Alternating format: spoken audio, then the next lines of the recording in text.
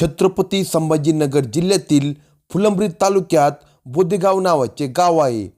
या गावचा रहिवासी असणारा विठ्ठल वाघ वय 28 याची गावात शेती होती, पण शेती कमी असल्याने तो मजुरी करून उदरनिर्वाह करत होता. जानेवारीमध्ये त्याचा विवाह मोहनगर येथील राधाकिसन बरबडे यांची मुलगी भारती हिच्यासोबत झाला होता.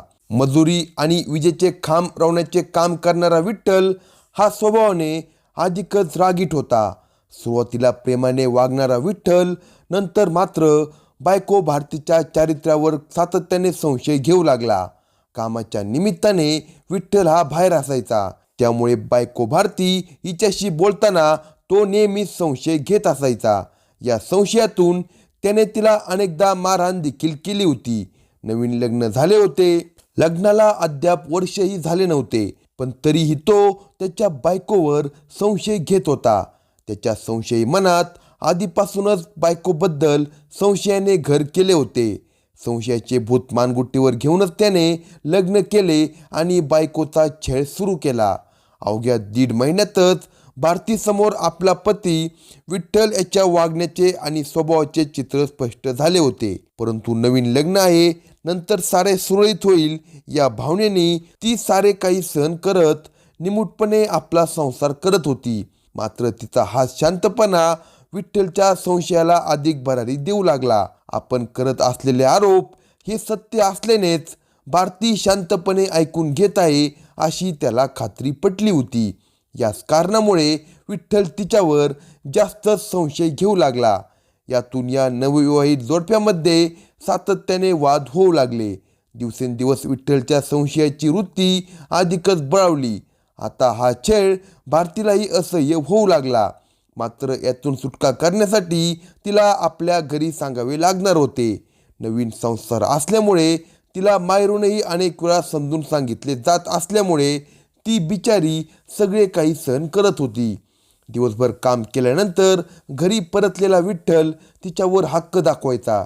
हक्काने तिच्या शरीराचे लसके तोडायचा. तिच्याशी अत्यंत निर्दयपणे वागत तिला त्रास द्यायचा. कार्यभाग साधला की संशय घेऊन मारहाण करायचा. निर्दयी बळजबरीचे संबंध, त्यानंतर मारहाण हे सगळे आता भारतीला सहन होत नव्हते. ती पूर्णपणे वैतागली होती. वारंवार होत असलेल्या त्रासाची कल्पना अखेर तिने भाऊ आणि आईवडिलांना दिली. जावयाचे वागणे आता भारतीच्या आईवडिलांनाही समजले. यातून आता मुलीची सुटका करण्यासाठी त्यांनी तिला आपल्या घरी माहेरी आणले होते. पण विवाहित मुलीला माहेरी किती दिवस ठेवणार? कधी ना कधी तिला सासरी जावेच लागणार, तिला तिचा संसार बघावा लागणार या विचाराने तिचे आई वडील प्रयत्न करत होते. त्यांनी जावई विठ्ठलला समजूत काढण्यासाठी बोलवले, मात्र तो काही ऐकण्याच्या मनस्थितीमध्ये नव्हता. तो येत नव्हता. सासू सासऱ्यांचे काही ऐकत नव्हता. त्याच्यासमोर काही चालत नाही म्हटल्यावर भारतीच्या आईवडिलांनी विठ्ठलच्या आईवडिलांशी चर्चा केली. मात्र तरीही विठ्ठलच्या वागण्यात फरक पडत नव्हता. त्याचा स्वभाव संशयी होता. भारतीच्या आईवडिलांनी तिला माहेरी नेले होते. या कारणातून विठ्ठल अधिकच संतापला होता. त्याची संशयी वृत्ती बळावली होती. ती नक्कीच माहेरी राहून बाहेर खेळी वागत असेल. लग्नाआधीपासूनच तिचे काहीतरी प्रकरण असेल असे एक ना अनेक कुविचार त्याच्या मनात थैमात घालत होते. त्याला काही सुचत नव्हते.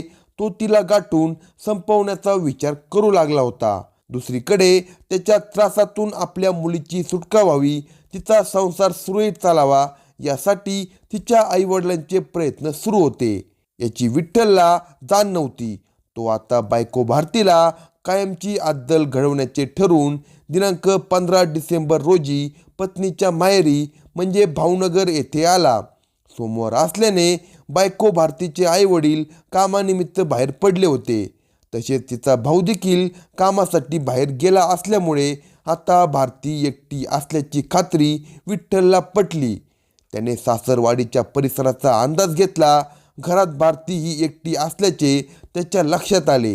हीच नामी संधी आपल्याला चालून आली आहे याचा अंदाज त्याने घेतला आणि आज कुठल्याही परिस्थितीत भारतीला कायमचा धडा शिकवायचा असे ठरवून तो तिच्या घराजवळ पोहोचला. दुपारच्या वेळेला त्याने दाराची बेल वाजवली. तिने दरवाजा उघडला. दारात विठ्ठलला पाहताच तिच्या पायाखालची जमीनच सरकली. संशयातून मारहाण करणारा नवरा डोळ्यासमोर दिसल्यानंतर ती मनातून घाबरली.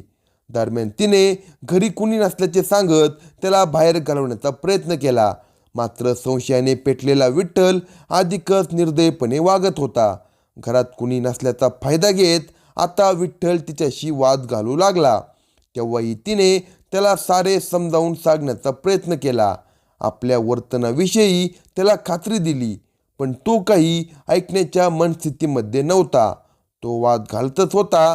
त्याच्या मनात काय आहे याचे कोडे तिला काही उलगडले नव्हते. ती हताशपणे उभी असतानाच विठ्ठलने संधी साधली. क्षणार्धात हातातील रॉडने त्याने भारतीवर हल्ला केला. अचानक झालेल्या या हल्ल्यात भारती स्वतःला सावरण्यासाठी धडपड करू लागली.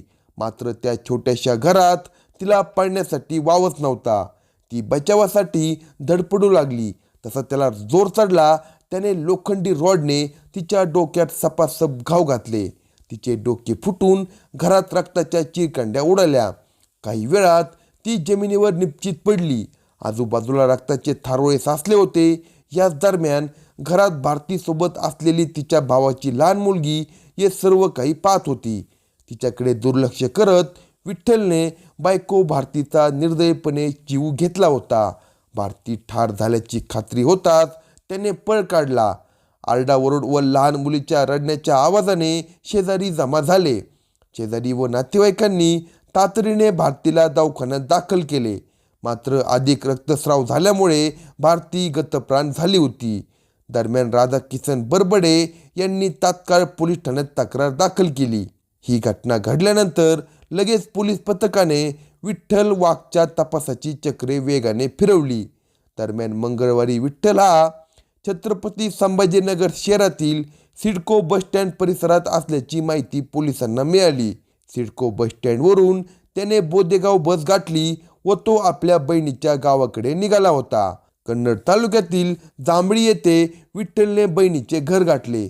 आता आपण सुरक्षित आहोत असे त्याला वाटत होते, पण पोलीस पथकाला खबऱ्यांकडून माहिती मिळत होती. पोलीस पथकाने खबरींची मदत आणि मोबाईल लोकेशनवरून आरोपी विठ्ठलला मंगळवारी पहाटे 3:15च्या सुमारास अटक केली. सातारा पोलीस ठाण्याचे पोलीस निरीक्षक संग्राम ताटे यांच्या मार्गदर्शनाखाली पोलिसांनी त्याला पकडले. पत्नीची हत्या करून फरार झालेल्या पतीला अवघ्या 12 तासात अटक करण्यात आली.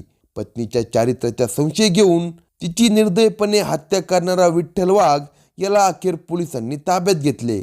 या प्रकरणी राधाकिसन गरबडे यांच्या तक्रारीवरून आरोपी नवरा विठ्ठल विरुद्ध पत्नी भारती हिच्या हत्येचा गुन्हा दाखल करण्यात आला.